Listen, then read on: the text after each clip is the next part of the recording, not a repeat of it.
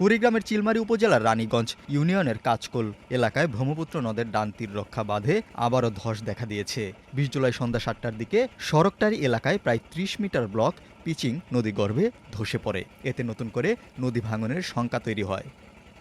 সময় তখন সোমবার সন্ধ্যা ৭:৩০। সে সময় ব্রহ্মপুত্র নদের ডান তীর রক্ষা বাঁধের উপর দাঁড়িয়েছিলেন ফরজ উদ্দিন।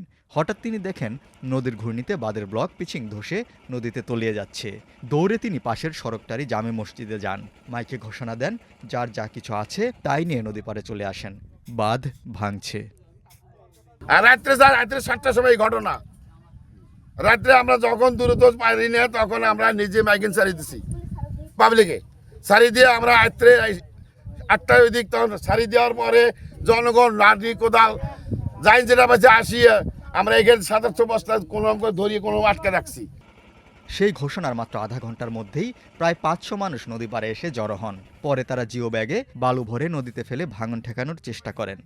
ভাঙি যায় তখন আত্মা ছাড়ি যায়, আল্লাহ আল্লাহ করি, আল্লাহর নাম নেই।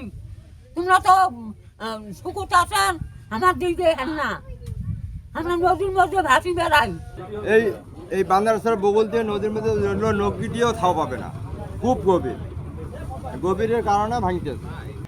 এর আগেও গত বৃহস্পতিবার একই এলাকার প্রায় ৬০ মিটার ব্লক পিচিং ধসে যায়। চলতি জুলাই মাসে ৪টি স্থানে প্রায় ২০০ মিটার ব্লক পিচিং ধসে পড়ায় বন্যা নিয়ন্ত্রণ বাঁধ, একটি স্কুল, মসজিদ, বসতবাড়ি ও আবাদি জমি এবং কয়েক হাজার বসতবাড়ি হুমকির মুখে পড়েছে।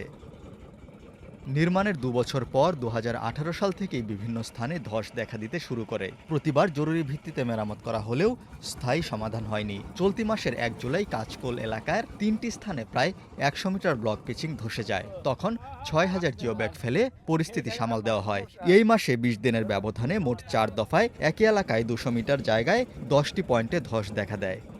আমরা আসলে পর্যবেক্ষণ করছি, বিভিন্ন ইকো সাউন্ডার দিয়ে আমরা মেজারমেন্ট নিচ্ছি, কোথাও কোনো স্কাওয়ারিংয়ের গভীরতা কেমন এটি অ্যাসেসমেন্ট করা হচ্ছে। সেটি দেখে আমরা পরবর্তীতে আর কোনো জায়গায় ঝুঁকি আছে কিনা সেটিও আমরা ব্যবস্থা নিব। তবে পার্শ্ববর্তী জায়গাতেই কাজ করতে হচ্ছে আমাদের জিও ব্যাগ প্লেসিংয়ের জন্য। আমরা এর কোনো রিস্ক আছে কিনা এটি অ্যাসেসমেন্ট করছি। প্রয়োজন হলে আমরা দূরে কাজগুলো করব, যেন বাঁধের বালি লোডিং আনলোডিংয়ের জন্য কোনো ধরনের ক্ষতি না হয়, সেটি আমরা খতিয়ে দেখছি। পাবো সূত্র জানায় ২০১৬ সালে ৮৪৮ কোটি টাকা ব্যয়ে ব্রহ্মপুত্র নদের ডান তীর রক্ষা প্রকল্পের আওতায় বাঁধটি নির্মাণ করা হয়। তবে নির্মাণের ২ বছর পর ২০১৮ সাল থেকেই বিভিন্ন স্থানে ধস দেখা দিতে শুরু করে। এরপর একাধিকবার জরুরি ভিত্তিতে সংস্কার করা হলেও স্থায়ী সমাধান হয়নি।